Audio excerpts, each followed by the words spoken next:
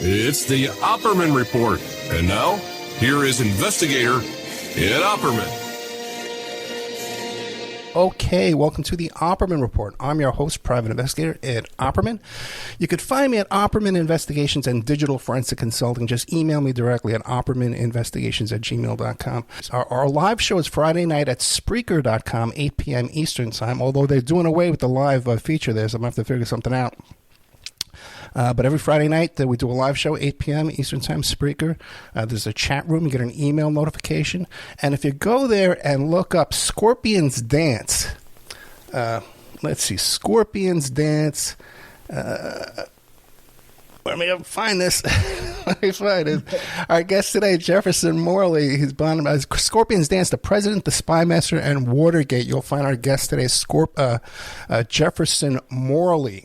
And we got some big news with Jefferson Morley. Now, you can find his podcast at jfkfacts.substack.com. He puts out content 6 days a week. So you know how difficult that is. So it would really be important to support Jefferson Morley at jfkfacts.substack.com.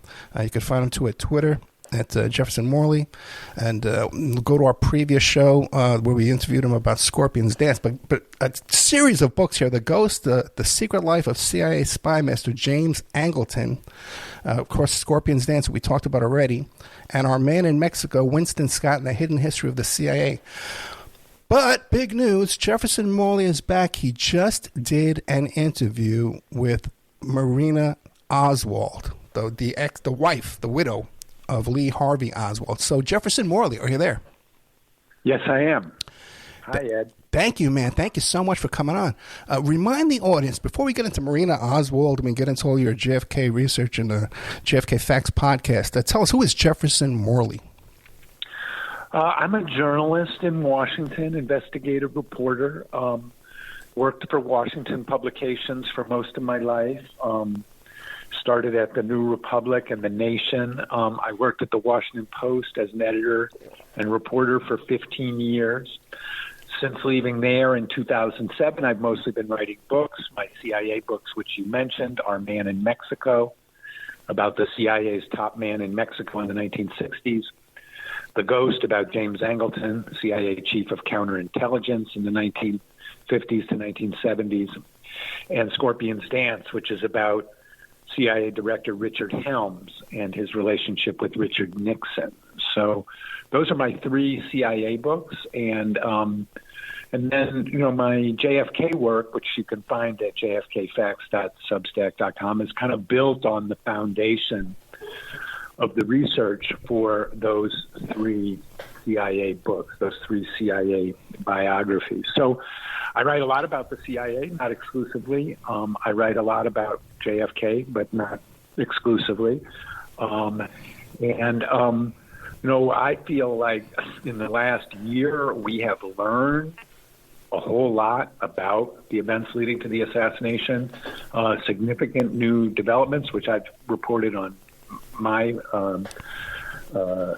Substack, and also have been picked up by national media. So it's an exciting time for the JFK story. I think we see that there's a whole new story coming into view, and we're going to get a much clearer understanding of the events of 1963 in the years to come. Oh, boy, I tell you, I hope you're right, man.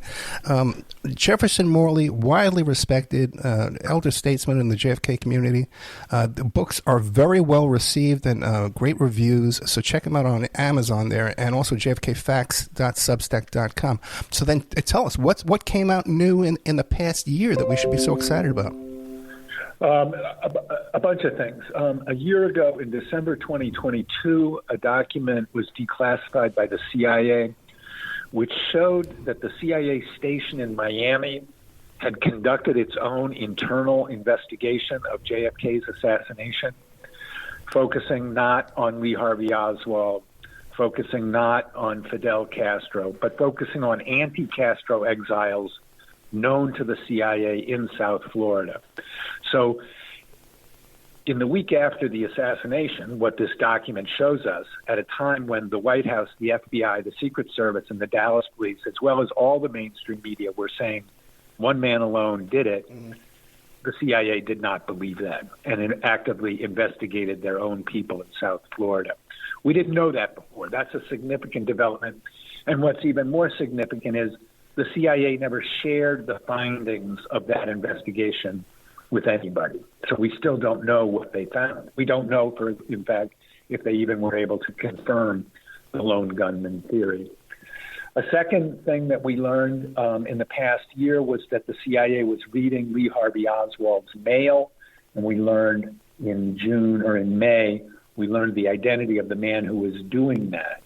And it turned out he was a Russian-speaking operations officer, indicating possibly that Oswald was the object of counterintelligence operational activity before the assassination. In fact, that document is one more piece of evidence which points to the fact that Oswald, far from being a lone nut, was in fact being followed, monitored very carefully by people at the very top of the CIA.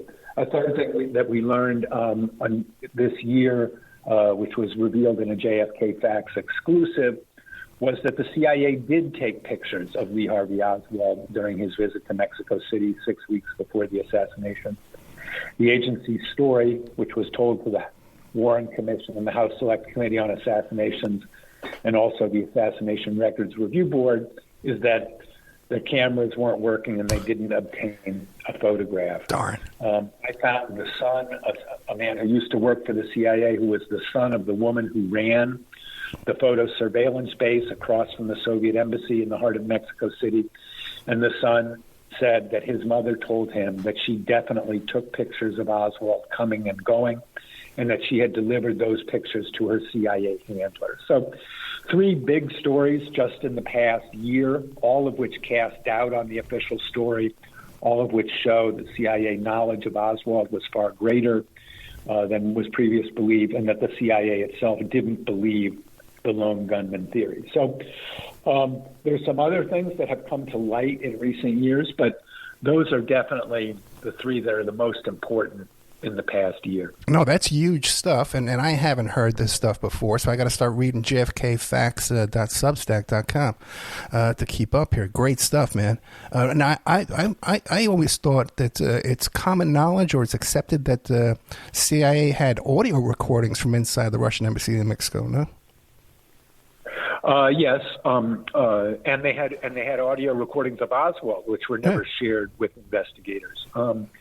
Ann Goodpaster was the deputy to CIA Station Chief Win Scott, and in a sworn deposition to the Assassination Records Review Board in 1997, she explained that Scott had kept copies of the Oswald audio tape in his home office in Mexico City. The contents of that office were seized by James Angleton in 1970 and were subsequently destroyed. Okay, so if we have pictures outside, recordings inside, what is Jefferson Morley's opinion of this? Is that they're not showing it this because that's the real Oswald? It's not the real Oswald. What do you mean, the real Oswald? Yeah, like why aren't they showing this audio and video? Will the pictures match the Oswald we all know, or is this a different guy? I believe Oswald, I think the evidence is strong that Oswald visited Mexico City. He may have been impersonated, but he was impersonated on the phone. He wasn't impersonated in person. So I don't know that the photograph, that they took a photograph of somebody who said he was Oswald and wasn't. I don't think there's any evidence of that. They presented a photograph of a man who they said was Oswald and who wasn't. And Ann Goodpaster explained that she had just put that picture in there. The man who we interviewed, Andres Goyenechea, whose mother ran the photo surveillance space, explained to us that photograph is obviously a ruse because that man is not American. And he said that he and his mother knew because they observed people coming and going from the Russian embassy every day for years, that they knew very well who the Russians were and who the non-Russians were. So the fact that the Warren Commission was given a photograph of somebody who they said might be Oswald and who obviously was not Oswald, that was just to cover up the fact that they did get a photograph of the real Oswald, and they wanted to pretend like they were incompetent. So that picture is a CIA ruse. The man in the picture is not important. He was just selected at random to throw the Warren Commission off the trail. And what our reporting shows is that we pierced the CIA's cover story. They did obtain photos of Oswald, and we spoke to someone who had firsthand knowledge of that. What a mess. You could go on with this stuff forever, man. The twists and turns are just... Yeah, confusion is the point, Ed. Yeah. The CIA generates confusion so that people will throw up their hands and say, it's so confusing we couldn't possibly figure it out. Right. So, that's part of the game that we're up against. That's part of what you're seeing is, yes, it's confusing. It's confusing by design. Right. I see the same thing with the Epstein coverage. Recently now, you begged Marina Oswald, and you got an interview with Marina Oswald. Is that up and available right now? Because I couldn't find it. Yes. The recording is up and available. Yeah, if you go to jfkfacts.substack.com, it's on the left-hand side. It says JFK Facts. Marina Oswald Porter has one last thing to say. Okay, how'd you manage to get this interview? I interviewed Marina Oswald Porter 28 years ago when I was a reporter for the Washington Post. I thought she was a good story, and so I called her and interviewed her. And I spoke with her 3 times. The conversations were recorded with her consent. But as I explained in the article, and I urge people to tune into the podcast, when I went to my editors and said I want to do a story, I was told in no uncertain terms that I could not do that story. Mm-hmm. And so I never did. And I put the tape away and I forgot about it. And I recently ran across it in the past couple of months when I was making a move. And I remembered that I had it, and I listened to it, and I thought, this is pretty interesting. And so that's the interview that is up now. I sent word to Marina that I was going to do this, and I didn't ask her for permission because I didn't need it, but I wanted to let her know. And she sent word back through an intermediary that she wasn't involved anymore, and she didn't care what I did with it. So this is probably the last time anybody will ever hear from Marina Oswald Porter about what the story is with her husband and what happened to her when she tried to make the case for his innocence. So available now on jfkfacts.substack.com. And so this was an interview that was recorded back in the 90s? Correct. Gotcha. Okay, so what did she have to say? First of all, how many hours did you have with her? I talked with her for about a total of an hour. The podcast runs edited is about 38 minutes. I didn't include it all. What she says is she doesn't believe Lee did it, and she wants justice. She said that it was the truth was out there from the beginning, and nobody wanted it. She said that Earl Warren treated her well, and she believed that Earl Warren knew that her husband didn't kill the president. She said he knew I was the wrong bird. She talked about Jackie Kennedy. She said she also thinks that Jackie Kennedy knew, but Jackie Kennedy had the luxury of being able to be quiet about it. And she didn't have that. Marina said she didn't have that luxury. She talked about her efforts to get a pardon through Bill Clinton. She talked about, so I urge people to listen to the story. Bear in mind one thing. I thought that I was going to be able to interview her again.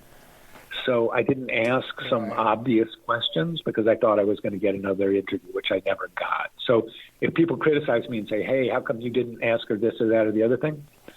That's true. I didn't do that. But that's why I didn't ask the questions. It's not because they weren't on my mind. It was because I expected to answer them. But that said, the interview is plenty interesting. And like I said, it's the last time you're going to hear from Marina Oswald. How old is she now? 82. And you did reach out to her and say, hey, I'm about to publish this interview. Yeah, she has not given an interview since that time. Wow. She has not spoken to anybody publicly since that time, and she doesn't want to, and I can hardly blame her. But there it is. So when she says that Jackie Kennedy knows what happened, how does she know what Jackie Kennedy knows? She doesn't. She's just saying that's what she believes. Gotcha. And you mentioned here on Facebook, too, that she mentioned Norman Mailer? She talks about when Norman Mailer wrote his book, and that she was very disappointed in him. What book did he write about JFK? Oswald's Tale. Okay, I never heard of that. I never noticed that. Yeah, it was a very big book in 1994, 1995. Gotcha. And so she didn't like that book. No, she said that she felt that Mailer was tired and he didn't want to pick a fight by saying Oswald wasn't guilty. Gotcha. Yeah, everybody's got these personal agendas too. You can't judge people for that. Did she say anything about how she met Oswald in Russia and stuff like that? That's the stuff that I didn't ask her. It's well known that they were in the same group of young people in Minsk. And that's how they met. And what's your take on that? Do you think it was a legitimate relationship? Yeah, I think that the expectation was that they would be able to keep up with Oswald via Marina. The Soviet security services were watching Oswald closely, and we don't know that they ever made use of him. The CIA certainly never said that. We don't have any evidence to that effect. I don't think that Oswald was ever a witting or unwitting agent of the Soviet intelligence service. Okay, so he was never a witting agent of the KGB. We'll call it. That's what it was called then. But what about her? You hear these stories, different stories. That she had relatives that were, father-in-law. Her uncle was in the NKVD, which was the Russian equivalent of the FBI. It was the domestic security service. The KGB did not follow Oswald. That's a foreign intelligence service. So the domestic intelligence service followed Oswald. Its name has since changed from NKVD to FSB. Right. But at that time, yes, Marina's uncle was in the NKVD. That's interesting. She was able to get out of the Soviet Union relatively quickly, which indicates that there was some kind of favorable treatment of her.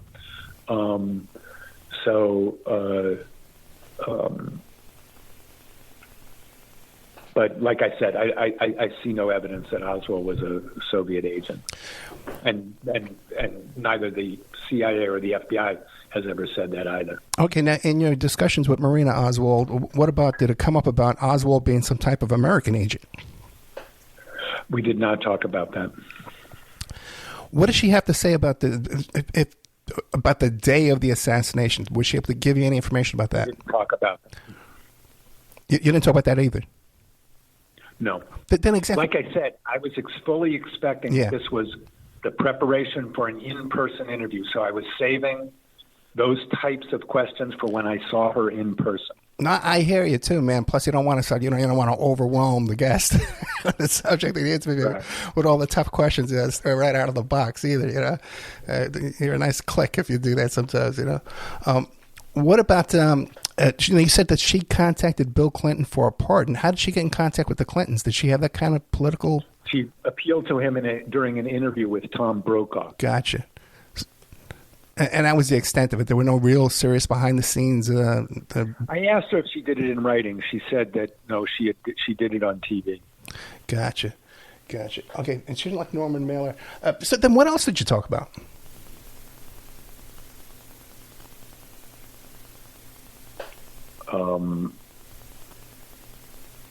Well, I mean,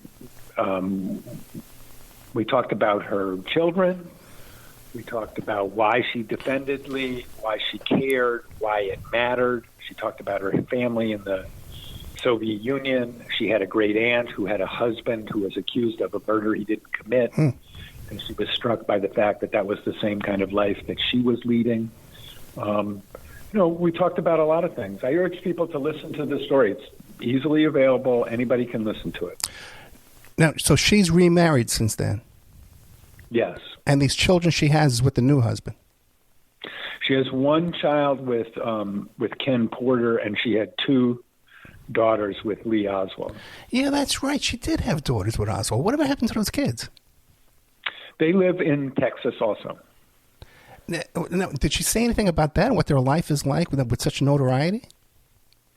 She said that she defended Lee because she wanted to. That was in defense of her kids.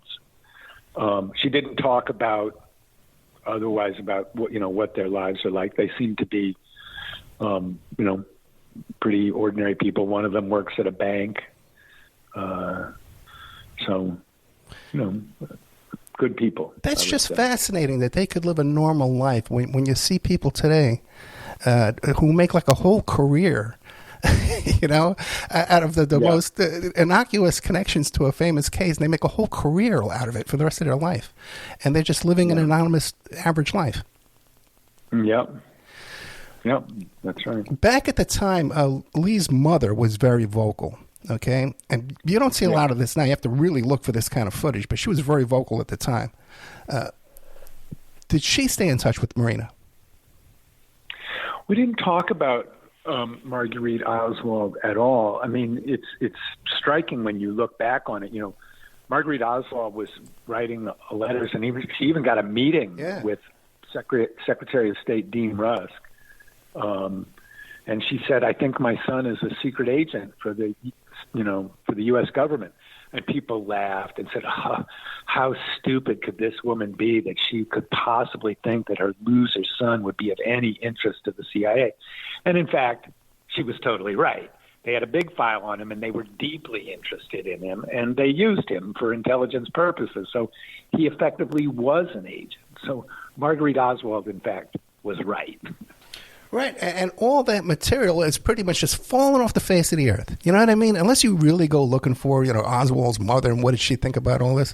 It's not in the JFK movies, Oliver Stone and all this kind of stuff. You don't see this stuff anywhere. No. What about Oswald had a brother too, right? Yes. And what does he have to say? Robert Oswald is his half-brother, and he said Lee was guilty. That's interesting. Guilty as part of a conspiracy or guilty as a loan? He totally bought the government line. And Marina at one time bought the loan government thing, but now she no longer does. When she testified to the Warren Commission, she was a 21-year-old widow, two small children, living in a country where she didn't speak the language. Wow. Her husband had been accused of a heinous crime. She was interviewed 40 times by Warren Commission personnel without benefit of counsel. Of course she did what she went along with the government. She had no choice. When she went on and lived a life of her own and began to study the case, she began to understand that the government was lying. Wow, can you believe that? 21 years old, man, Yeah. Did she ever consider going back to Russia? I asked her about that, and she said she couldn't go back and that she loved this country and she's a U.S. citizen. She hadn't been in this country that long, though. They came in May of 1962. Kennedy was assassinated 18 months later. Yeah, wow. I think I would have hightailed it right back to my home country where it's safer. Being in the middle of something. No, I don't think she had that choice. Really? No, they weren't going to let her go back. Oh, that's right. Yeah, there's all those kind of issues. Yeah, immigration type stuff too. Yeah. Oh, boy. Okay, let's see. So you got into a lot of personal stuff with her, I'm assuming, right? Yeah. And the stuff that's cut out, like what kind of stuff did you cut out? Stuff of no interest to anybody. Really? And what was it like? Just banter back and forth, scheduling stuff, things like that? Yeah. Yeah. Because I almost find that kind of stuff even more interesting sometimes, especially like in a raw. I know, but I'm not going to release it. Okay. I'm not interested in that. It's my tape. I picked the highlights, and that's the story. Gotcha. So then what would the headline of this story be that you really want people to know about this case? Marina Oswald thinks her husband's innocent. Listen to her. No, I wish I could have. Yeah, I couldn't find it. Yeah. Go to jfkfacts.substack.com. It's right there on the homepage, big letters on the left-hand side. You can't miss it, Ed. I did miss it. Trust me. And I looked for it, too. As soon as I saw this on... Go there right now. I'm looking at it. No. I believe. I trust you. I believe it's there. But even when I went to contact you the other day, before I ever bothered to contact you at all, I went looking for it because I was very excited to hear about this. I love this. We have a search feature on the site. It's very, very, very easy to find. Okay. All right. So, you want to go over any of your older books here? Do you have any books coming up that you're working on? No, I haven't had a book since Scorpion's Dance came out in June of 2022. So, these books, these three books, the Trilogy of Spies, tell the story of the CIA from its inception in 1947, basically through the mid-1970s. And the three men who are at the heart of each book, Wynne Scott, James Angleton, and Richard Helms, were all in the Office of Strategic Services together during World War II. They became friendly. They all joined the CIA in 1947, and they all rose to the top of the CIA in the next 25 years. So through the eyes of these three men, we see how the CIA grew to a position of unparalleled power within the U.S. government. These are not conspiracy books. They don't solve the JFK assassination. I don't know who killed JFK. But they do tell you something that you won't get anywhere else, which is what it was like to be a senior CIA official in 1963 with firsthand responsibilities around Oswald and around the assassination. So it's a very clear look at how November 22nd happened. Not a conspiracy book. It's a very clear account of the events leading to the assassination as they were seen within the CIA. Yeah, gotcha. And like I said, very, very well-reviewed and very well-received, respected work by Jefferson Morley. So anything else you'd like to share with our audience today? Well, I think that, like I said at the top, we're learning a lot. And we've learned a lot in recent years. So, people a lot of times say, we'll never know. All the documents have been destroyed. It's just not true. Okay, we have learned a great deal. Not all the documents have been destroyed. Yes, plenty have been, but plenty remain. And from the documents that remain, we can figure out more about what happened and about the causes of November 22nd, 1963. So I'm optimistic. I think if people are, interested in how we're going to break the case in 2024, they should subscribe to jfkfacts.substack.com. We don't have a conspiracy theory at JFK Facts. We do facts, not theories, okay? And we don't have smoking guns. We just have solid, new, original reporting that nobody else does about what's actually in the JFK files and what actually happened in 1963. So if that's what you're interested in, then, come to our site. We do, like I said, we do a couple of podcasts a week. We do original stories, a couple of original stories every week. We do memories of November 22nd. So this is the best place to go for authoritative information about the JFK story. I guess that's the simplest way to put it. And you know what, man? It is such a fascinating story to begin with. We don't need any puffery or exaggeration or any kind of wild theories, because there's just so much there as it is, without looking for it. But there's just so much interference in this kind of reporting with the you know who. But Jefferson Morley, thank you so much. Jefferson Morley, jfkfacts.substack.com, and check out this Marina Oswald interview. Thank you so much. Thank you, Ed. Good night.